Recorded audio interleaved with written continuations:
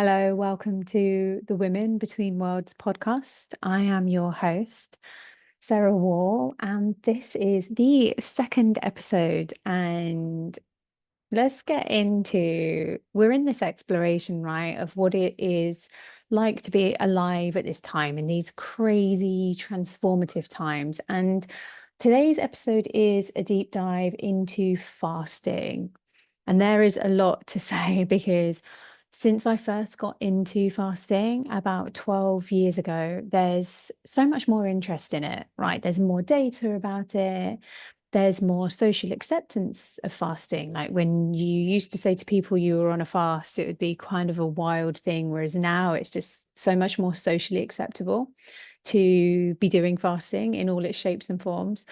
So I really had a bit of a dabble and I was really testing things out back then. And now there are whole entire podcasts about fasting. There are YouTube channels, there's so many books and this is amazing, right? There is fasting specifically for women, which was a huge area that was massively under researched. Like, how does fasting affect women's bodies? And now there's research into fasting during perimenopause and menopause, and fasting specifically for women's bodies and weight loss. And then there's the whole spiritual aspect of fasting as well, and doing dietas with plants. And so that's all there at your fingertips for you to go and discover and research and listen to and read about. And so rather than just like loading you up with more facts, loading you up with research and data that you've got access to already, I really believe in the power of stories. And I really believe in the power of women specifically sharing their stories, including the stories of our ancestors, if we know them, myths and legends, ancient stories, and the wisdom that's passed on from woman to woman from the wisdom keepers.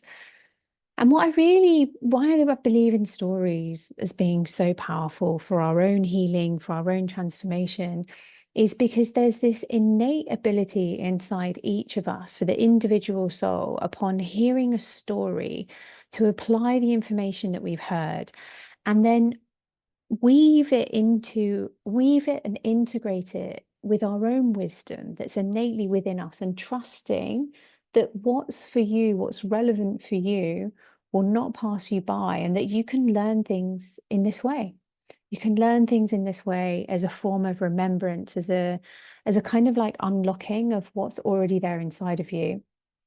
Because what I've learned in more than a decade of fasting, including, there was fasting that I did. I'll go into this, right? But to give you a kind of a quick understanding, I began fasting because I started suffering. I was suffering at the time of really severe autoimmune disease. I had a lot of autoimmune symptoms and struggles and health challenges that were happening in my life.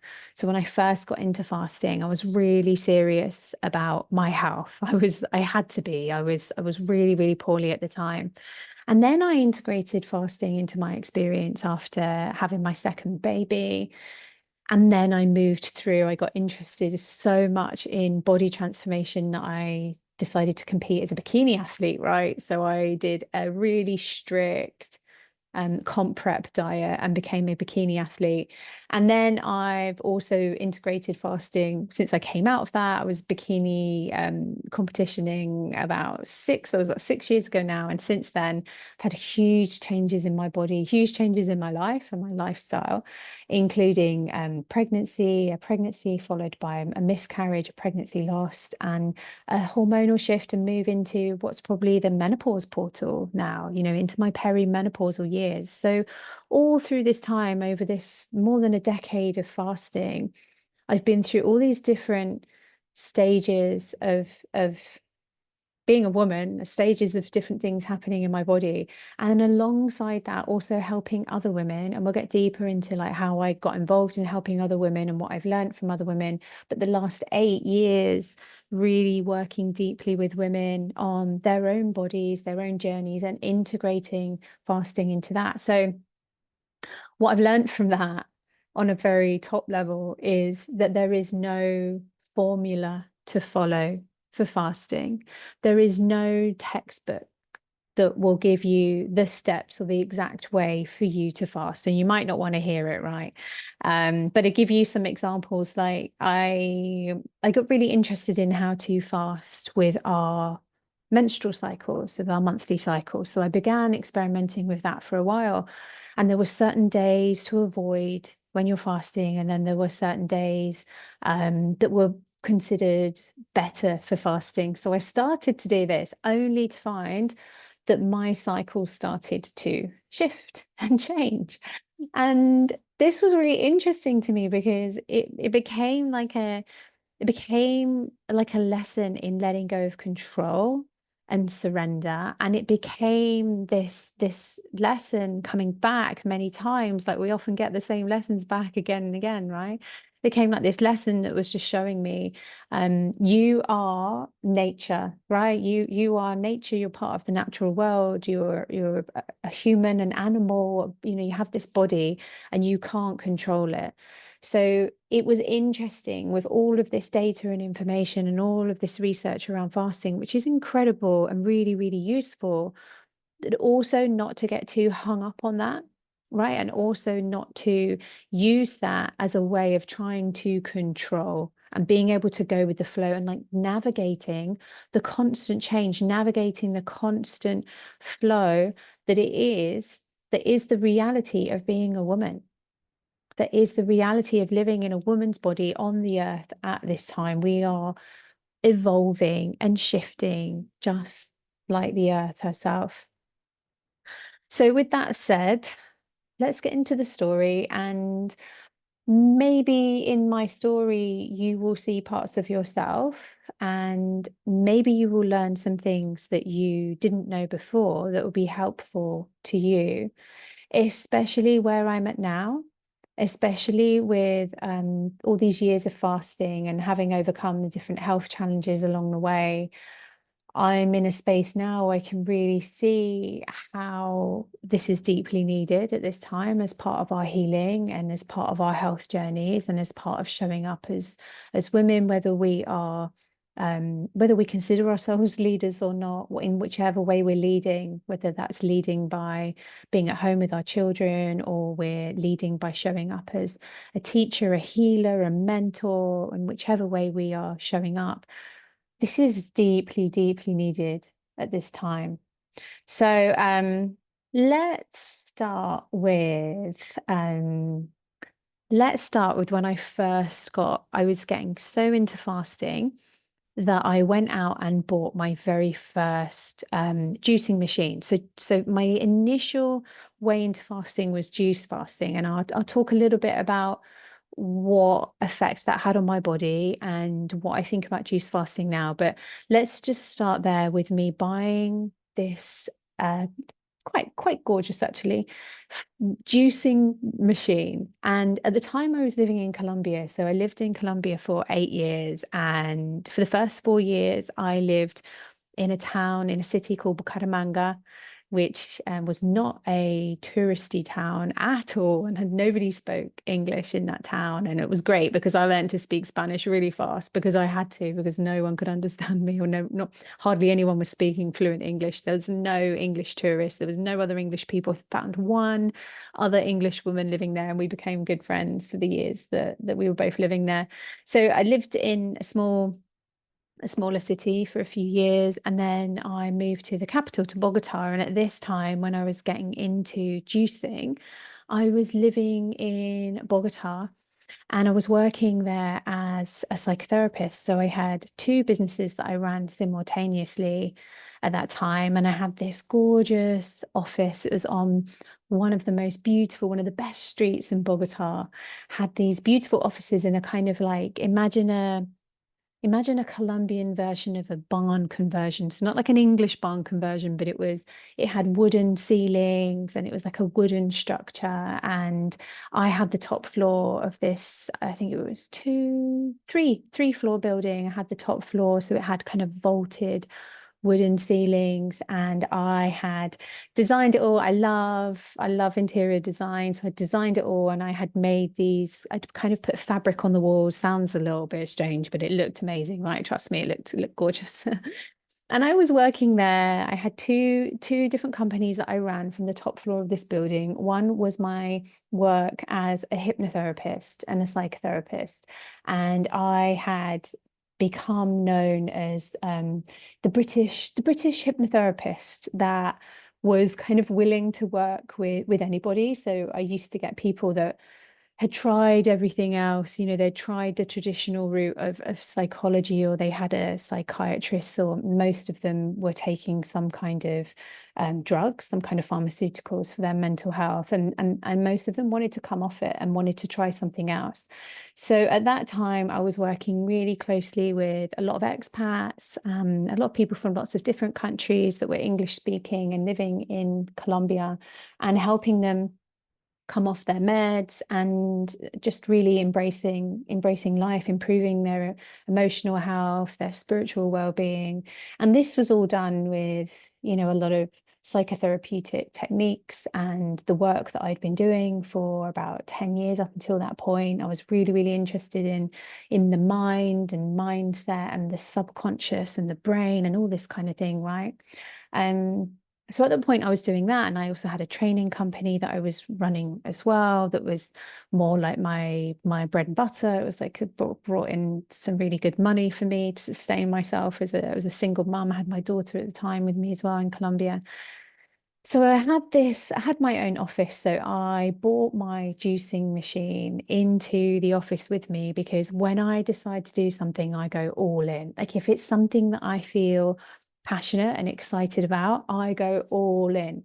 So I bought this machine, and I was studying everything I could find at that time about fasting. And I was really interested in Jason Vale was becoming quite a kind of celebrity at that time, and there was a lot of information around how we could use juicing to detox. Detox was a word that was being used a lot then. Detox the body and also transform your health. So I had a lot of symptoms around like autoimmune style symptoms. I even at that time was not into the classical medical system, allopathic medicine, unless, there's some emergency. I was not really into that system. I think if I had gone to the doctors over there with my symptoms, I probably would have been diagnosed with at least fibromyalgia and a load of other things. But I had breast implants put in a few years before. I've taken them out now, and that's another story we can go into another day in another podcast.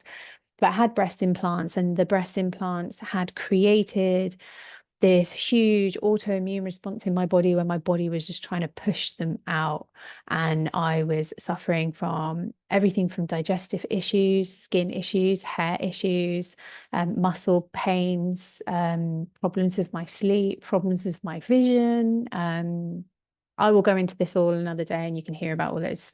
It's really depressing, isn't it? All those really depressing symptoms. But the good news is I got rid of all of that. So I've been having these symptoms, and I was really keen to find a way to feel better. As a single mom, I was running two businesses, and I wanted to feel better. And juicing and fasting appeared in my life at this time. There are no coincidences. And I bought this machine. And I took it to my office because I was so dedicated to doing it properly, right? If I was going to fast on juices, I was going to do it properly, which I didn't even want to put them in bottles and take them out with me on my day. I wanted to have them fresh. Like this is how, when I do something, how I go so deeply into it. So I took the machine in, and I would take this massive basket. My daughter remembers this, and I think she was 6 years old at this time, right? She's 19 now. And she remembers me having this juicing machine in my offices and taking these massive baskets of juice and doing these day-long juicing fasts of only drinking freshly extracted vegetable, and mostly vegetable, not fruit, mostly vegetable juices. And so I really loved this experience. Like there was something about it that really got me so excited and really passionate about the idea that I was having all this fresh live food flooding my system, seeing this basket in my office of these gorgeous, fresh fruits and vegetables, and knowing that I was putting so much goodness into my body made me so happy. And I didn't quite understand at the time the things that I understand now about enzymes and the microbiome, but I was getting there, right? I was getting interested in those things.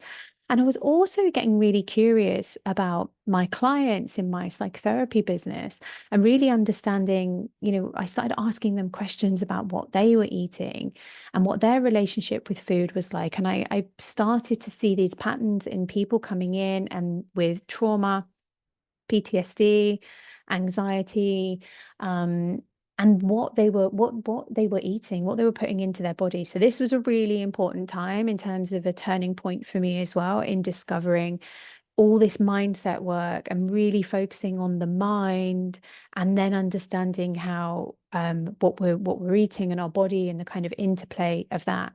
So in those first few months of diving deep into the world of cleansing my body and flooding it with all of these fresh foods, I noticed a few things happening. And I also want to say that, the Colombian diet, so the typical Colombian diet that I was eating at the time was pretty good, was significantly better than most of my American clients and what they were used to eating, right? Because I was working with a lot of Americans when I was living in Bogota.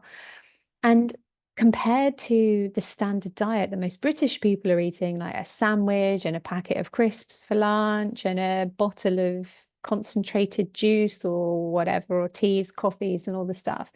The Colombian diet was significantly better from that. So what I was eating as my baseline was already, like, I would say, pretty good and much better than what most people were eating. But I could really feel that my body needed some extra support. I was having all of these aches and pains. I had swollen fingers. I was getting arthritis. I was only about 30, 32 years old at the time. I was having all of these problems and I was really scared. I was honestly really scared. And being a single mom and living in Colombia on my own with my daughter, I was running my businesses. I was scared for what it meant if I was feeling this way. I think if I was if I was feeling, it's a funny thing to say now, but if I was feeling this way now at 45 and being in the menopause portal, and I would probably think it was normal. And if you're listening to this and you have any of those kind of symptoms and you've just thought, well, this is normal, I'm getting older, or this is midlife, or this is because I work hard and I run a business and I'm tired, or I'm tired with my children, or whatever your lifestyle is. So many people put these little niggles, these little symptoms, these aches and pains, little bits of swelling, and they just put that down as a normal part of life. And it's not. It is not. It might be what a lot of people experience, but it doesn't mean that's what you're meant to experience or what is available to you. So I really felt this at this time. I felt that there was a better way of being and feeling. And I was quite slim at the time. So I remember doing this and I did lose quite a lot of weight, but I didn't go into it for weight loss. I was already pretty healthy weight and I had a personal trainer and I was going to the gym. And so in terms of my physique, I was pretty happy at that time. But what I did start to discover as I went into the juicing world was this flood of fresh enzymes of this, what I would now would call enzymes, this flooding of my system with all of this goodness that my body was desperately craving, despite having a relatively good diet. My body was really craving this. And I'll come back to some other stuff at the end of today's podcast around some deeper detail on this. From there, so a downside, let's talk about the downside of these kind of maybe extreme, like define extreme, but maybe extreme ways of behaving. Like I was going into these fasts and sometimes I was juicing for 4 or 5 days at a time, just drinking these fresh juices that, I had prepared myself with my lovely machine in my office in Bogota. Um, and I was feeling good while I was juicing, and I believe, experiencing a shift in my microbiome and this flood of nutrients coming into my body. But in between the fast, I was not feeling so good. And I didn't really have the understanding of how to integrate fasting into my daily life so that I would come out of a fast and then I would kind of go back to my eating patterns and my lifestyle, which, as I said many times, was pretty good, but that was not, it wasn't enough to give me consistent energy or a consistent feeling of wellness that I was really looking for. And on a really negative side of all of this juicing that I'd been doing, and I mean, I can't say for sure that this was the cause, but it was definitely a contributing factor, was that it brought to the light some severe blood sugar imbalances that I was suffering from, and have, been something that I have had to work with over the last 10 or 12 years since discovering this. And you can't get these kind of blood tests in the UK.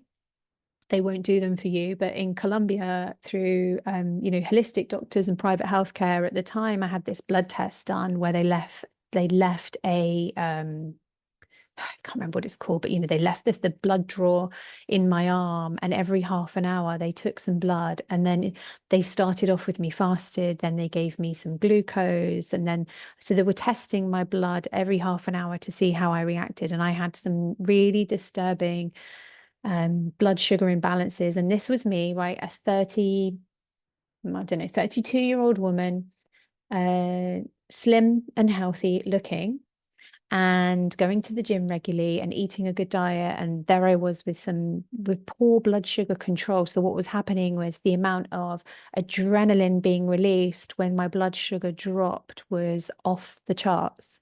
I remember my doctor saying to me at the time, like, this is actually a crazy chart. I don't think I've seen anything this crazy ever before. So it was quite bad. That's how bad it was. So I wasn't sure whether the juicing had been in some way either contributing to this or just bringing it to the light. And now with hindsight and my experience and the way that I deal with health and wellness now, I believe all of these things happen so that we can see what's going on. So this journey helped me see that I had a weakness there that I never would have noticed. Perhaps I wouldn't have known about that weakness until midlife and weight gain, and then maybe even a diabetes diagnosis, right? So this got flagged up to me when I was in my early 30s. And let's skip on from there, because I kind of dabbled around with that for a while, and I was working on my general wellness. I then had my son. So at 35, I had my second child, my son, and I moved back to England from Colombia. So a lot changed at that time. I went through the end of a relationship. I knew my son's dad for 2 months, 3 months. It was 3 months before I got pregnant. I'm very fertile, even though I was the youngest person in the world to be diagnosed with endometriosis when I was 12 years old. I had surgery and I was officially diagnosed as having endometriosis. And I was told when I was a teenager that, this could be a huge problem for me. I might be infertile and all these other things. But anyway, I was very careful and aware of my fertility, and I had both of my children and my third baby, which I lost last year through miscarriage, very, very easily. The pregnancies happen very, very easily. So I got pregnant with my son, and the relationship with my son's dad didn't work out, wasn't working out. So I had a brand new baby. I was a single mom again. I had a 9-year-old girl, a lovely little girl. I just moved back to England, and I'd gained all this pregnancy weight, and I was just so miserable. It was a really, really, really difficult time in my life, probably one of the hardest times in my life. And at one point, when my son was about 6 months old, I was just so miserable and tired, and just lacking energy. I wasn't sleeping well because he wasn't sleeping well. And I was about 20, 30 pounds overweight. And I just felt absolutely awful. I had no money. I hadn't been able to work since I'd been, pregnant and just had my baby. And yeah, it was a really, really down and miserable time in my life. And I decided that I couldn't keep going on like this. I decided that I couldn't live like that and live in a body that felt like that. I knew that I had to change something, and it wasn't it wasn't like my mind. It wasn't going for therapy or talking about my feelings that was going to help me out of this. I had this real innate feeling that it was my body that had to change. There was something in my body that had to shift for me to be able to do life again and to feel well again. So I signed up to this program. I signed up to a weight loss program for busy mums. And I think it was 8 weeks. It wasn't that long. I was going to say six. I think it was an 8 week program. I signed up for this program, and it really fascinated me. So I kind of thought I knew about healthy eating. I thought I kind of knew about the body and what to eat and all of these things. But this program was um, pretty different at the time, right? It was pretty unique at the time. And one of the main cornerstones of this program was dealing with your nervous system and dealing with stress, and how stress can be such a huge um, reason why we can't lose weight, why we can't get healthy, why we can't get ourselves into a state of wellness and thriving and healing. So I loved this program because we had all the kind of food and help with recipes and stuff like that, which was useful. But it really had this big focus on stress and mindset and the nervous system and, the parasympathetic nervous system and sleep and managing emotions and all those kind of things. And I loved this so much. And at the time, I was just getting back into my setting up my psychotherapy and hypnosis therapy business and taking on clients again. And I went to the owner of this weight loss program and I said to her, I love this so much. And I love how you talk about the mind and the nervous system. And there's so much more you could be saying that are tangible things that would really help people, things they can actually do to shift their nervous system, things they can actually do to shift their psychology and their mind and the way they're thinking. And so we had a meeting and I put a proposal together of how she could integrate into her weight loss program these elements of psychology, these elements of the mind and the brain and the nervous system. And I put this proposal together and we had this meeting and she loved it.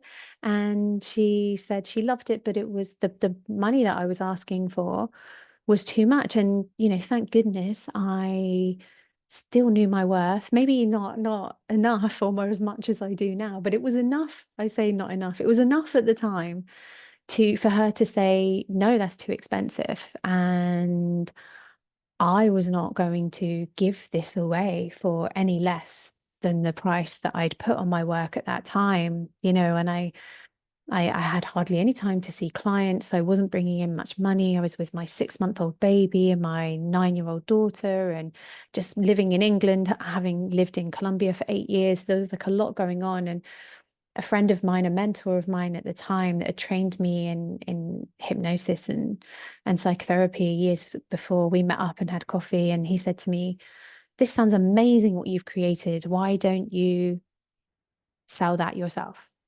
Why don't you create that program and do that yourself? It sounds incredible what you propose to that woman." And I was like, initially, I was like, I can't do that. I don't know. I'm not a fitness person. I'm not a PT. I don't really know about exercise. I'm not a nutritionist. Like, I don't know. I know about the mind. I'm a psychotherapist. I know about the mind. I know about psychology. I know about the subconscious. I know about this.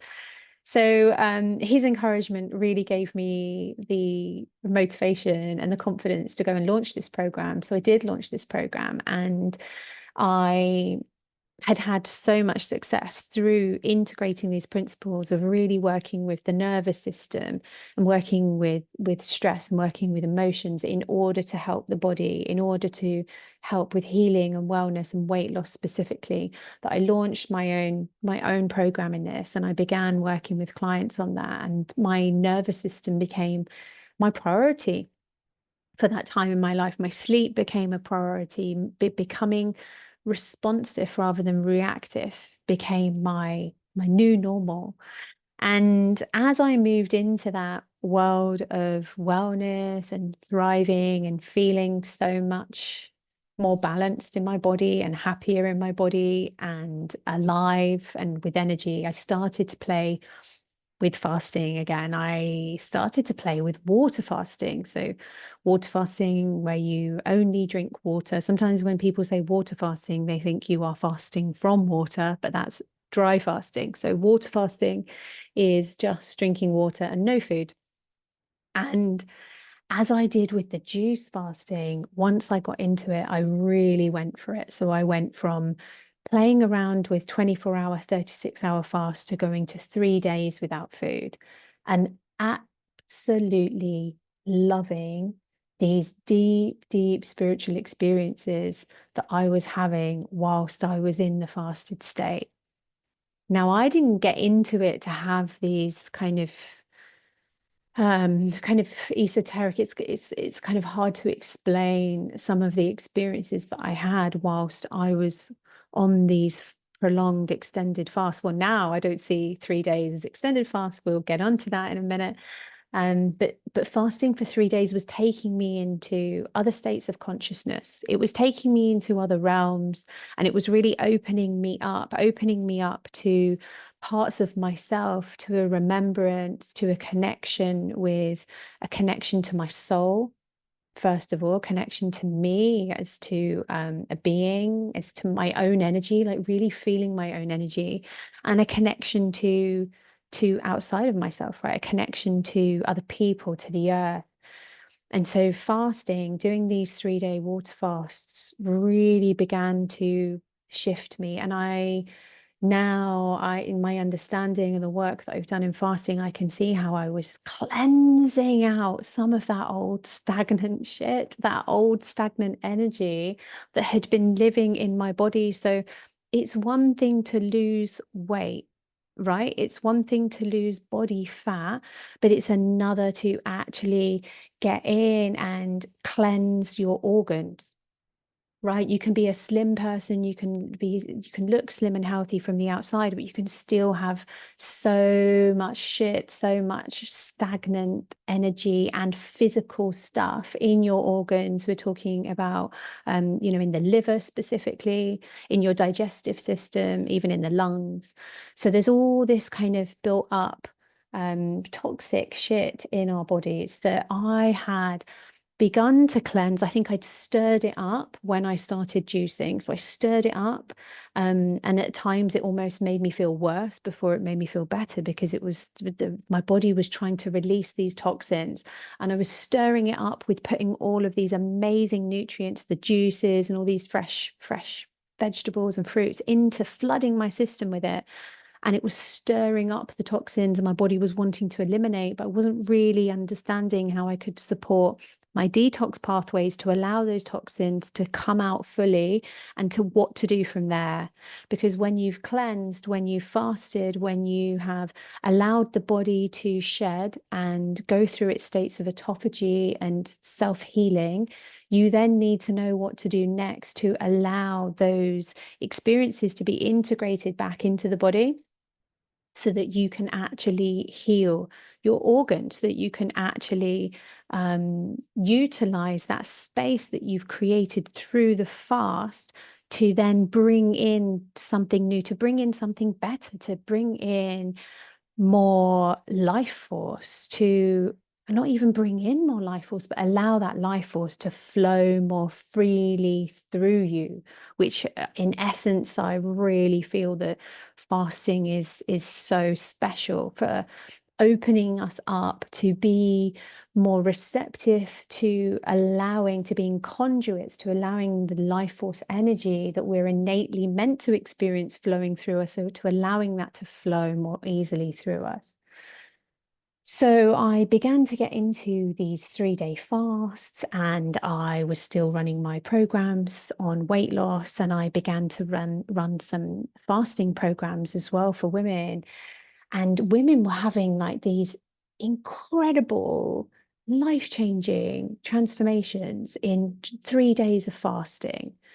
And the shifts and the experiences that these women had in a program that I launched all around fasting was just blowing my mind.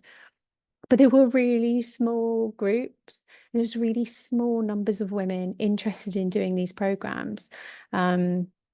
At this time, and it was relatively novel, and people were quite scared. People were scared of the idea of going without food for a few days, because especially if you are from, if you're from if you've got British lineage, or if you're not connected to your ancient roots and you've lost touch with cultures. So there's many cultures and spiritual traditions and even religions that have used fasting throughout the ages, and it's still normal in many cultures who use fasting on a regular basis. But if you're not connected to those cultures and that's not been part of your lineage, you may have completely lost touch with your natural with your body's natural ability, and you may have lost confidence in that being a perfectly natural, healthy thing for your body to do, to not have any food, to fast, to not have any food coming in for a period of time, for possibly hours, maybe days, maybe weeks.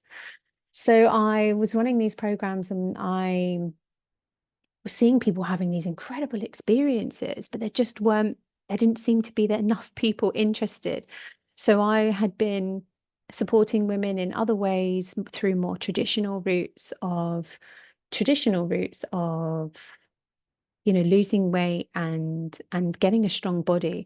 So for a year, I decided to become a bikini athlete. I thought I would put my knowledge to the test, and I signed up to do a bikini competition, and that had all been about consistency. So there was no space for fasting in that kind of, in the bodybuilding world, even bodybuilding for women, there wasn't really space for fasting. My bikini competition coach was not interested, or was not, that wasn't anywhere part of my preparation for getting on stage and for being really, really lean and having definition, and having that look, that so many people think they want.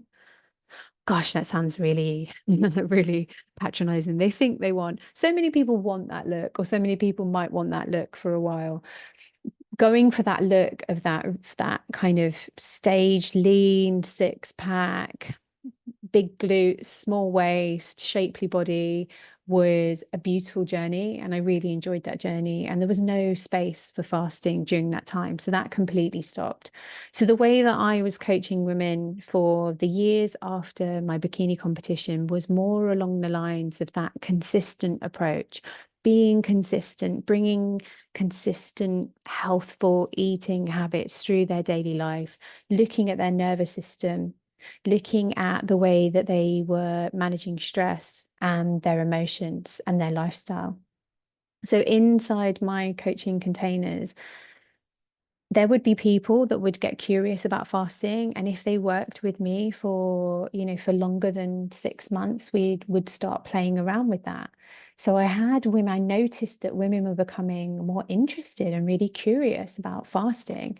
So we'd get some weight loss underway, we'd use some of these classic approaches, and then my advanced programs, we'd start introducing some fasting. And what I found was, should we take a little break? This has been a lot of talking. Let me just take a breath.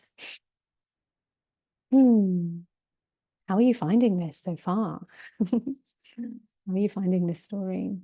So what I found was that each woman was so unique. Her body's response was so unique. How easy or hard she found the fast was so unique. And that each time she fasted was a unique experience. It became it became really really interesting to me to see how there was no textbook, there was no formula, there was no right or wrong. And I became more interested in guiding these women to listen to their own bodies and tune into what they were experiencing rather than giving a prescriptive approach. And that worked out really well. That worked out really well for giving the body these opportunities to do some clearing up, to do some detoxifying, to do some cleansing, to get into autophagy, to clear out the old cells and to begin to rejuvenate and just begin to strip down. But when you strip down, when you fast, when you cleanse, you then need to rebuild. You then need to know how to take those experiences, those incredible deep experiences that we have or in the fasted state, and carry them through into daily life so that you can have an experience of being in rejuvenating and rebuilding. Because if we go into fasting and we don't know how to rebuild, then we're going into the body and we're stripping down, and it's not all about fat, right? We're stripping down cells, where it's a process of breaking down the body. Then the body is naturally going to want to build back up. And if we're stripping down and building back up and we don't know what we're doing, that can look like losing some fat and gaining some fat and losing some fat and gaining some fat, and maybe even gaining some more fat each time and gaining more fat than we've lost, and going into these patterns of what people would call like yo-yo dieting, which isn't really. This is a new wave. This is a new era we're in right now with women fasting. This is a very different way of doing things.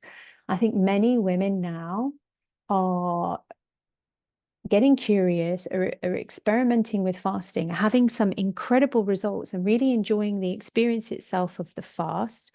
They're feeling intuitively, this is what my body wants. This is what my body is asking for. It's asking for breaks from food. It's asking for cleansing. It's asking for detox.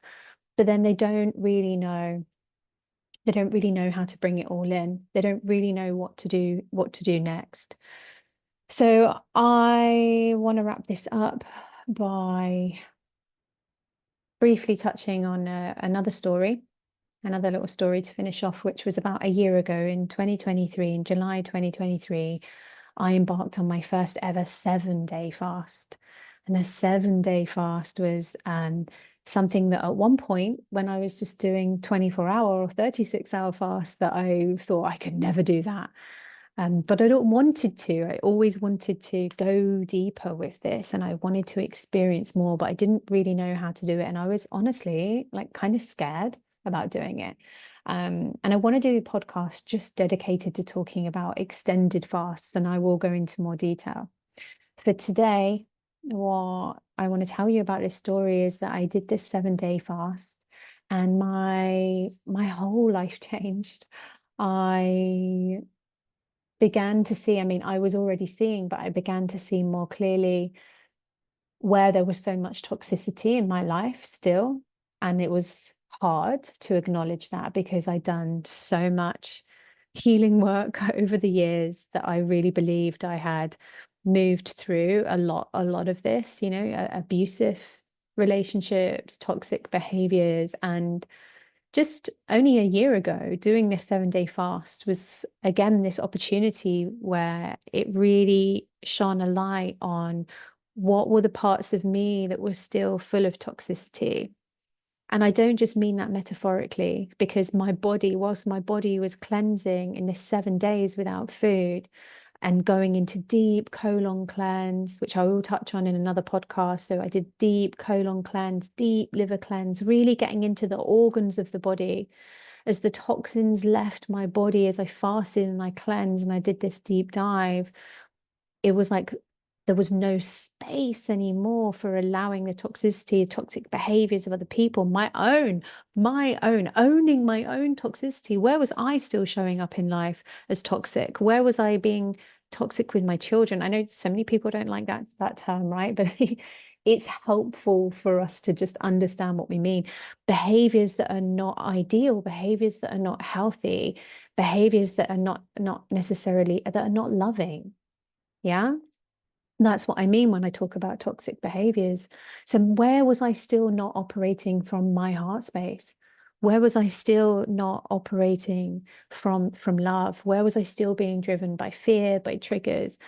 So this became unbearable for me a year ago during this fast. It was an awakening, another awakening, another level of awakening and deepening into my body, where I realized I still had been holding space, I was still allowing this toxicity.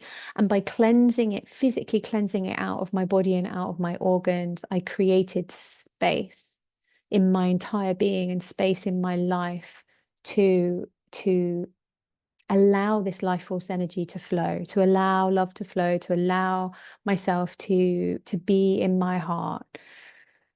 So since then, I have gone on to dive even deeper, to go on to a 21-day fasted journey, to seek out support, to seek out other people, specifically women. And I talk a lot about women. This is Women Between World podcast. I love men and I love to learn from women because I really believe that our experience in a woman's body is so different, and biologically, spiritually, it's so different that I'm really loving having guidance and support from women during these deep journeys. And there's a lot of men out there doing great work in fasting, in health and wellness and spirituality and all of these things. Great men doing a great job in leadership. But specifically for me, especially moving through now this menopause portal, being in this 10 years or so portal of changes of a whole brain rewiring, a whole massive evolution that we go through in midlife, it's been important to me to feel held and guided by women, and women who can share their stories, women who can share their wisdom. And I don't take everything they say as the truth for me. I don't take everything they say as a textbook for me on my journey, but I do really enjoy absorbing and weaving their wisdom into the wisdom that's emanating from my being and my body. And the deeper that I go with cleansing, the deeper I go with fasting and detoxifying my body, the more I can feel this, the more I can hear my own wisdom, the more I can hear my own voice, the more this energy flows through me. So I've been on this journey of this, it's really an art, this art of fasting, this art of allowing and surrendering and not controlling, and being open and being guided and listening to my wisdom and bringing the wisdom of others into my experience. And at this stage, now I'm feeling, so much more attuned to using these ancient ways. There's a reason why humans have been using fasting for thousands and thousands of years. But we now need to bring these and integrate them into the modern world. We need to know, how do we fast in 2024 and beyond? Because we can listen to the shamans, we can study the ancient people, we can look at the data and the research of how people's bodies respond to certain things at different times. But what we really need to do is tune into what's needed right now, right here, right now, in our own unique bodies. And that is where I am now.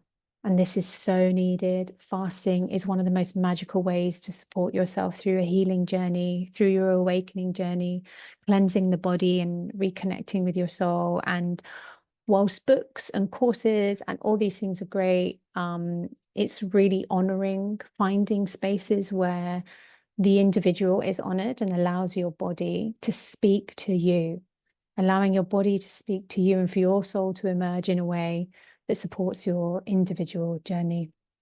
I'm going to pop a couple of resources, maybe a couple of links to some of the some of the fasts and some of the guides and the enzymes that I mentioned that I've been following, but I will do a deep dive into that. So when I've done that episode, I'll link it here as well so that you can go and check out the deep dives into 7 days and beyond in fasting. And for now, that's my story on fasting, how I got into fasting, the different times I've used it, the different ways I've used it, and where I'm at today. And this is just such a magical tool and such a beautiful way of really connecting with the body, with the spirit, with the soul, and with nature. And yeah, that will be in another episode. For now, I'm leaving you with this, and I'll be back soon with more. Sending so much love.